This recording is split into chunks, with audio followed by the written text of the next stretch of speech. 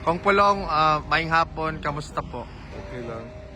Um, Sir, marami pong nagtatanong bakit daw na cancel yung visitation the last 2 days.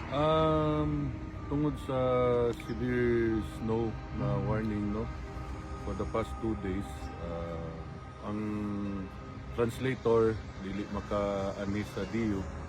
So mo to gi-cancel nila pero gi-offset po nila maka-visit ko Friday. Okay. Pero ang botong isa ka day nga wala ka visit ang botong saon na between the lawyers and sa ICC kung sa plano nila.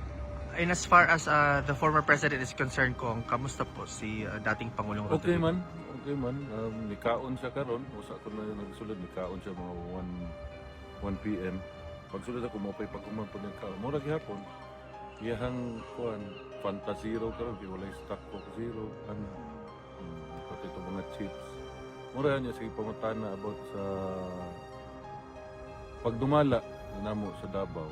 Akong di-inform siya na so far, okay man ang, para sa ako ambot sa mga taga Davao nga okay man pagpapadagan ni Basti. Sige pangutan, nagkinsa daw ang Vice Mayor. Anak ko nga, ang imuhang apo, si Rigo. Kumusta po daw? Anak ko, trabaho as Vice Mayor. Unsay normal nga trabaho as Vice Mayor, session, barangay visitation, mga anak. So okay man tanan. Kumusta po siya sa kayong Omar. Dugay may nag-storya pong Omar, kapag balita. Sir, usaping politika lang po. Ano po yung reaksyon ninyo doon sa press conference ni Governor Chavit Singson na kinarakterize ni Yusek Claire Castro na parang form of inciting to sedition daw, sir? Anything you say against the President is always inciting to sedition. Kaya mga talawan man ang piste na.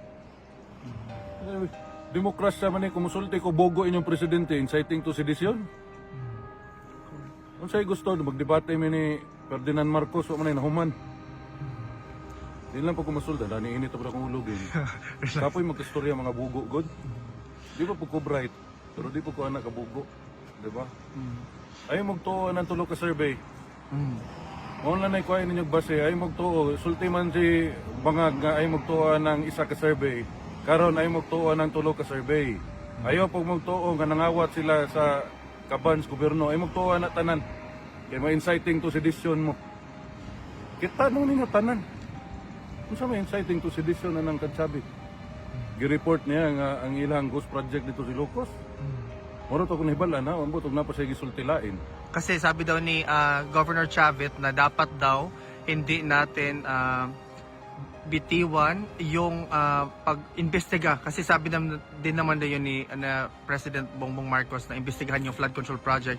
Unahin daw yung Region 1. O, siyempre, unahon eh, ang lugar nga namang hilabot man siya sila yung lugar. Yan, bitaw nilang Davao, sila nakita. Muta. Muta sa taga Davao ilang nakita. Ito siya sa yung lugar. Ba o ba sigwa sa kabalog, asa ng mga barangay sa yung lugar. Kaya po na dito siguro nagdako na. Pati na yung anak ko na dito nagdako. Sir, just to conclude the short interview, ano yung gusto mo? Sir, ano yung gusto? Ano yung gusto mong sabihin sa mga kababayan natin? Ha? Opo, sir. Bugdaw na kayo ba? Maugyan.